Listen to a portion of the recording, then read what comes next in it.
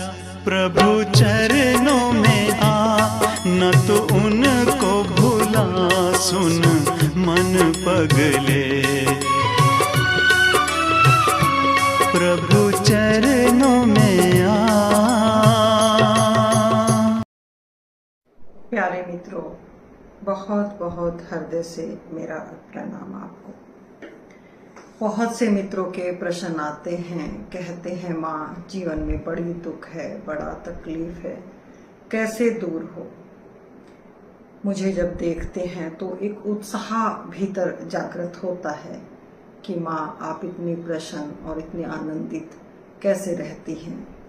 आपको कभी भी हमने तनाव में या कभी भी आपके चेहरे पर उदासी नहीं देखी है। मालिक की कृपा, उसका आशीर्वाद बहुत बड़ा है, बहुत बड़ा है।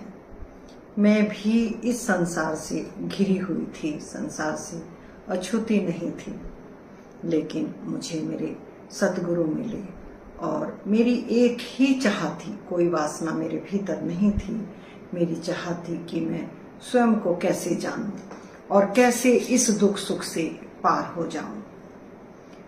उनके सत्संग सहारा बने, ध्यान की जागृति भीतर पैदा हुई। लेकिन हम सस्ते में चाहते हैं। जीवन प्रैक्टिकल है, प्रैक्टिकल से हमें गुजरना होगा।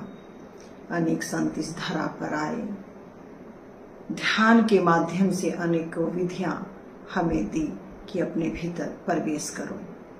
जैसे ही हमारे भीतर हमें स्वयं का बोध होता है, मैं कौन हूँ, तो हमारे भीतर वह जागृति, वह दृष्टि पैदा हो जाती है, जिससे हम समझ सकते हैं कि यह संसार क्यों है, हमारे संबंधों का क्या महत्व है, मृत्यु क्या है, जीवन क्या है, दुख और सुख हमारे जीवन में क्यों आते हैं।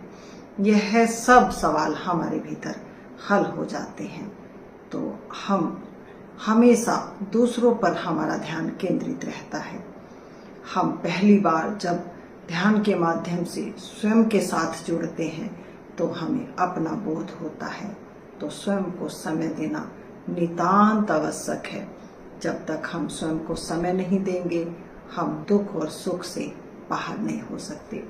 मैं देखती हूँ कि बड़े बड़े महल हैं, गाड़ियाँ हैं, बंगले हैं, लेकिन फिर भी भीतर एक खालीपन है, एक उदासी है और एक पीड़ा है, जो सब होते हुए भी हमें चैन से ना जीने देती है और ना ही मरने देती है। भोजन है, बिस्तर है, लेकिन नींद नहीं है। यह क्या कारण है? तो स्वयं को पहचानो। ध्यान एक ऐसी कुंजी है जिसके भीतर ज्ञान का प्रकाश हो जाता है। वह इस रहस्य को समझकर अपने जीवन को सुखी और आनंदित कर देता है। लेकिन ध्यान में कैसे बैठना है, कैसे ध्यान की तरफ मुड़ना है, और ध्यान है क्या? ध्यान एक विज्ञान है, समझकर चलना होगा। लेकिन हमारी प्यास यदि नहीं है तो ध्यान हमारे भीतर घटता नहीं है। और जब तक प्यास और भूख की तरह हमारे भीतर ध्यान की घटना नहीं घटेगी, डिमांड पैदा नहीं होगी, वो मालिक मदद नहीं करता है। हम अपने जीवन के स्वयं निर्माता हैं। अपने जीवन को अच्छा बनाए या बुरा बनाए, तो सत्संग और ध्यान पर चलकर अपने जीवन को सुंदर करें और इस दुख सुख से हमेशा हमेशा के लिए निजात पाएं। सभी मित्रों को मेरा हृदय से प्रेम नमन। फिर कहूंगी, जैसे ही आपके कोई प्रश्न आते हैं तो मेरे हृदय में आपके प्रश्नों की टकराहट पैदा होती है। उसके माध्यम से फिर प्रकृति सहयोग करती है।